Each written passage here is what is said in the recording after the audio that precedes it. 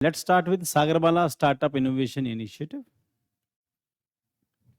Recent years, government is focusing on infrastructure, and in this process, government has invested in so many projects. Similarly, government is investing here, and government is providing the package of 40,000 crore rupees in this Sagarmala project. And what is the Sagarmala project?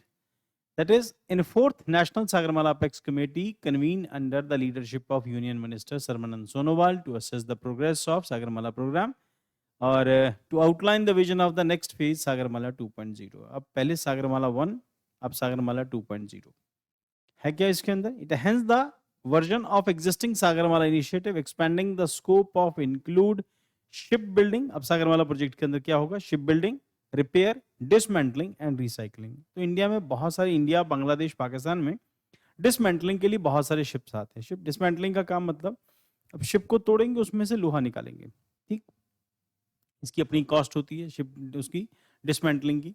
तो यहाँ पर dismantling के India में बहुत सारी ships आती है. Dismantling भी होगी, रिपेयर भी होगी, शिप बिल्डिंग भी होगी और रिसाइकलिंग भी होगी.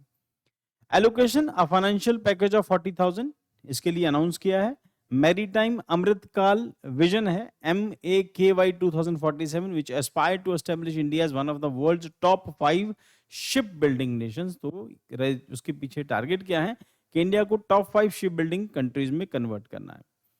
अब now the point is, her country focus करती है खासतौर के ऊपर. अगर आपको ग्रो करना है तो आपको अपना इंफ्रास्ट्रक्चर डेवलप करना होगा, आपको अपनी नई आइडेंटिटीज एस्टेब्लिश करनी होगी और उसके लिए गवर्नमेंट की फंडिंग रिक्वायर्ड है, उसके लिए सेटअप रिक्वायर्ड है, firm setup is required and along with that government support बहुत असेंशियल होती है इस तरह के बड़े प्रोजेक्ट्स के लिए. तो government is focusing because India का एक्सपोर्ट जो है कॉन्टिन्यूसली और इंडिया की जो पोर्ट्स हैं उनकी एंगेजमेंट कॉन्टिन्यूसली इंक्रीज हुई है और इंडिया का पोर्ट से इंडिया का जो एक्सपोर्ट है वो भी कंपैरेटिवली काफी इंक्रीज हुआ है पिछले 10 साल के अंदर खासतौर के ऊपर.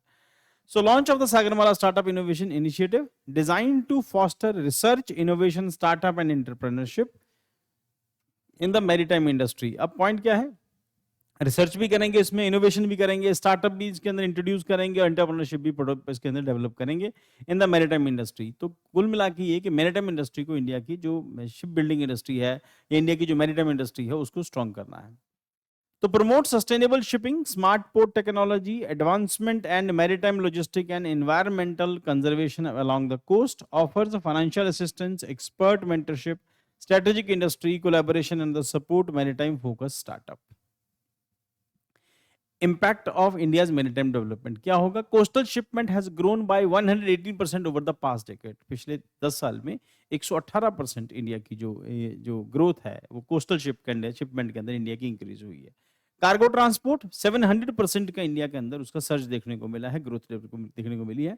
9 Indian ports are now listed among the world's top 100 and Visakhapatnam ranking among the top 20 global container ports के अंदर विशाखापट्टनम का नाम आता है top 20 के अंदर. Next, about the Sagarmala program, initiated in 2015 by Ministry of Sports, Shipping and Waterways, the Sagarmala program seeks to leverage India's 7,500 kilometer coastline and 1,405 kilometer of navigable waterways to drive economic expansion.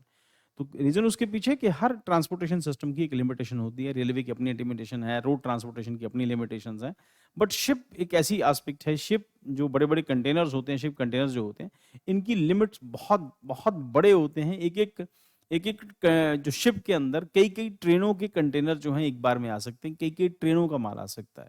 तो एक बहुत बड़ी advantage होती है किसी country के अंदर ship building बहुत अच्छी है. प्लस एक्सपोर्ट सेक्टर में क्योंकि शिप्स बहुत ह्यूज शिप्स हैं और आज के टाइम के ऊपर तो बहुत बड़ी बड़ी शिप आ गई, तो बड़ी शिप होने की वजह से माल एक जगह से दूसरी जगह ट्रांसपोर्ट करना शिपिंग इंडस्ट्री पर ही फोकस्ड है ना. तो गवर्नमेंट ऑफ इंडिया को इसमें स्कोप बहुत ज़्यादा नज़र आ रहा है. क्यों? क्योंकि हमसे कुछ बड़ी कंट्री जैसे चाइना है, बहुत बड़ा शिपिंग इंडस्ट्री उसकी बहुत बड़ी है, अमेरिका की शिपिंग इंडस्ट्री बहुत बड़ी है, यूरोपियन शिपिंग इंडस्ट्रीज बहुत बड़ी हैं. तो इंडिया इज फोकसिंग कि हमें शिपिंग को डेवलप करना है. किससे क्या होगा? एक्सपोर्ट पे फोकस होगा. ठीक, प्लस इंफ्रास्ट्रक्चर डेवलपमेंट होगा, प्लस अपनी आइडेंटिटी जो है नई एस्टेब्लिश करेंगे. आज से कुछ साल पहले तक हम लोग जो कंटेनर्स नहीं बनाते थे, कंटेनर सारे चाइनीज होती. गवर्नमेंट ने फोकस करना शुरू किया कि नहीं, ये जो कंटेनर है जो कार्गो के लिए यूज होते हैं इनको बनाने का भी कॉन्सेप्ट शुरू करो. सब कुछ हमारे पास है बट वो विजन की उसकी डेवलप हो जाने की देर थी. The programme focus on 5 strategic pillars. Port led industrialization, तो पोर्ट लेड इंडस्ट्रियलाइजेशन, उसके बाद port modernization, port connectivity, coastal shipping and Indian waterways, coastal community development, ये सब कुछ डेवलप करने का इस सागरमाला 2 प्रोजेक्ट के अंदर जो मेन फोकस है.